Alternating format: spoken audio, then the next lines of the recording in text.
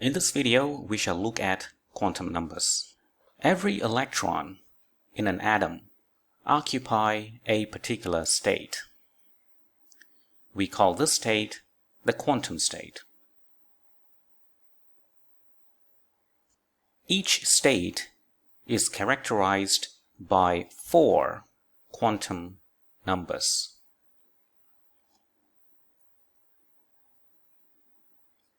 And in this video, we shall look at these 4 quantum numbers. Let's look at the first one. The first quantum number is the principal quantum number. It is labeled with the letter N. It is the same number that appeared in the energy expression given by the Bohr model, namely En equals minus 13.6 over n squared in the units of electron volts. So that is the principal quantum number. It can assume the following values: 1, 2, 3, 4, and so on. So these are positive integer values. So when the electron occupies n equals to 1 state, we say the electron is in the ground state, or the state with the lowest energy.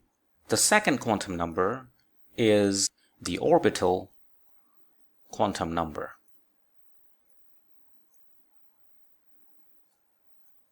It is usually labeled with the letter L. Orbital quantum number also assumes integer values, and it begins from 0, 1, 2, 3, and so on. The orbital quantum number of a particular state is indeed dictated by the value of the principal quantum number n. Well, how so? If the principal quantum number of a particular state is n, then the possible values, the orbital quantum number of that state, are 0, because it has to start from 0, could be 1, could be 2, all the way until a maximum of n minus 1.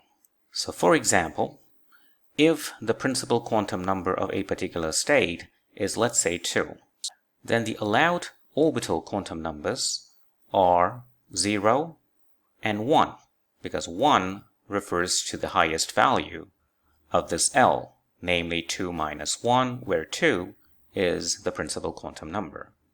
Likewise, if n is 3, then the allowed values for L is 0, 1, and 2, and so on.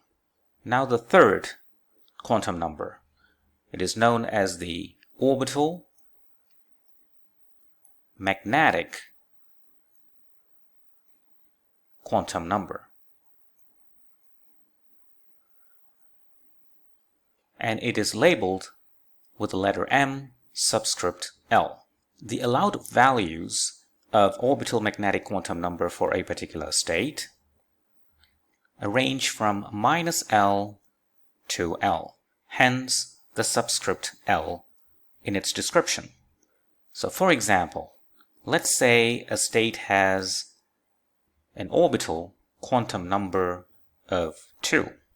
That means the orbital magnetic quantum number, or the allowed orbital magnetic quantum number for this value of L, are minus 2, starts from minus L, and it goes in integer steps. So the next would be minus 2 plus 1, so minus 1, minus 1 plus 1, 0, 0 plus 1, 1, 1 plus 1, 2. So that's the maximum. And these are the possible values for orbital magnetic quantum number that corresponds to L equals to 2. If L equals to 3, then the possible values for M sub L is minus 3, minus 2, minus 1, 0, 1, 2, 3. So there are 7 of them. So in general, there should be 2L plus 1 mLs for a given L, as we have just illustrated. And the fourth quantum number is the spin magnetic quantum number. And it is denoted with the letter M sub S. The subscript S denotes the spin. Spin for a particle such as an electron can appear in 2 directions.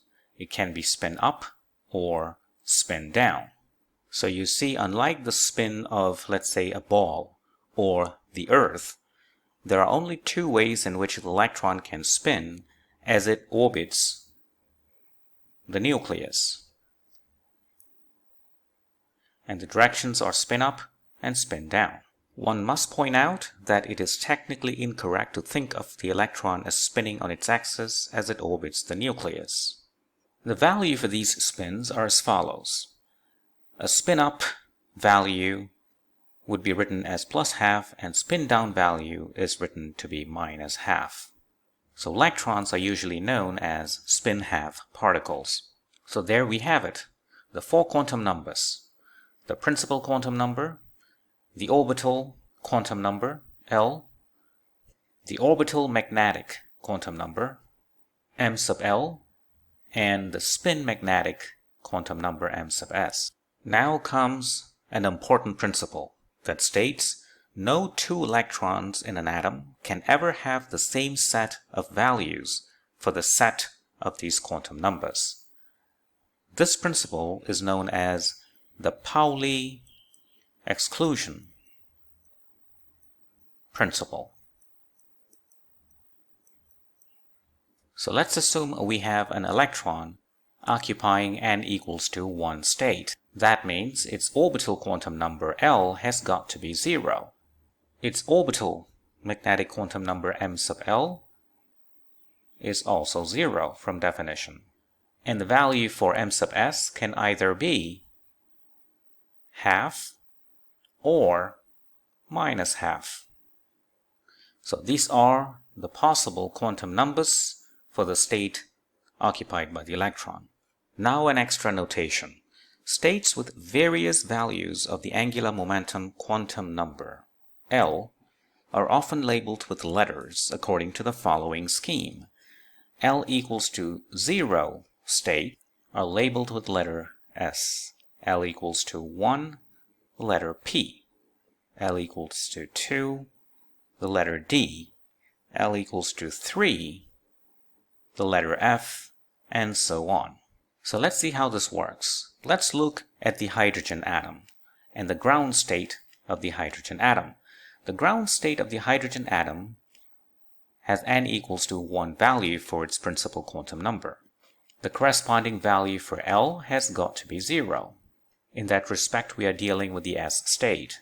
So this ground state configuration is written in a following manner. N equals to 1, the number comes in front. The letter S that describes the state comes next, and the number of electron in that hydrogen atom is 1, and that is represented by that power. So this is the ground state configuration of that hydrogen atom. You may ask, what about the other two quantum numbers? The other two quantum numbers, m sub L, has got to be 0, and the magnetic spin quantum number could be half or -½ What about the helium atom? Well, it has 2 electrons. So again, the ground state is characterized by the principal quantum number n equals to 1.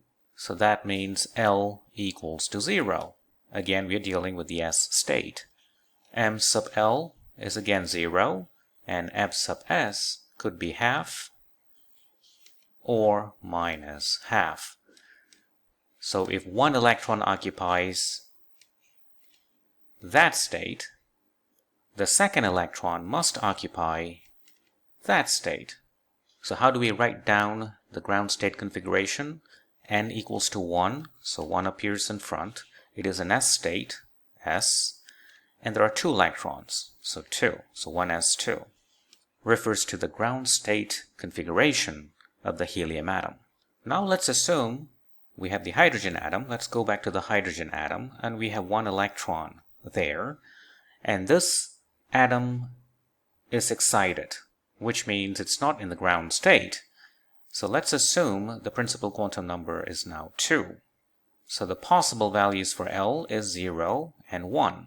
So let's assume that single electron in that hydrogen atom occupies L equals to 1 state.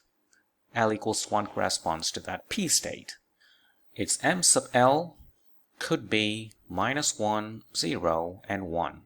And m sub s, the spin magnetic quantum number, could again be half or minus half. So this particular state configuration can be written in the following manner. First, you write the value of n, so that is 2. Next, the letter that corresponds to L equals to 1, so that's P, and there's 1 electron there, so 2p1. So now you get the idea. Let's look at this particular problem. Determine the number of distinct states of hydrogen atom with n equals to 3. Find the energy of these states. Note that n equals to 3. So that means L can be anywhere between 0, 2, and -1. So that means L can be 0, 1, and 2. Now let's look at m sub L. When L equals to 0, the value of m sub L is 0. When L equals to 1, the values of m sub L could be -1, 0, and 1. When L equals to 2, then the values of m sub L could be -2, -1, 0, 1, 2. So how many states are there so far? There is 1 from here, 3 from there, and 5 here, all with n equals to 3, with different L's and ML's. So summing over, we get 1 for that, 3 for the second one, and 5 for the third one. So there are 9 of them. However, do not forget the spin magnetic quantum number, which comes as half or minus half. So each of these states can have these two possibilities. So that means the total number of states is 9 times 2, which is 18. So 18 distinct states of that hydrogen atom. What about the energy? All of them would have the same energy, because energy is dictated by that principal quantum number, and it's given by the following expression from Bohr theory. And that is -13.6, n equals to 3, so that's divided by 9 in the unit of electron volts, and that's going to be -1.5 electron volts. And that solves the problem. Problem 2. Find the number of states in the hydrogen atom for n equals to 2 and determine the energies of these states disregarding differences caused by spin, if any exists. So n here, L here, m sub L here, and m sub s there. So n is 2. That means that would give us two values for L, namely 0 and 1. For L equals to 0, there's only one ml value, and that is 0. For L equals to 1, there are 3, which is 1, 0, and -1. And for each, there are two possible values for the magnetic spin quantum number: half, minus half, half, minus half, half, minus half, half, minus half. So how many states are there? 1, 2, 3, 4, 5, 6, 7, 8. So 8 distinct states. The energy is dictated by the principal quantum number in the following manner. So in this case, n is 2. So the energy in electron volts is -13.6 over 4 electron volts, which is -3.4 electron volts. And that solves the problem. Thank you for watching.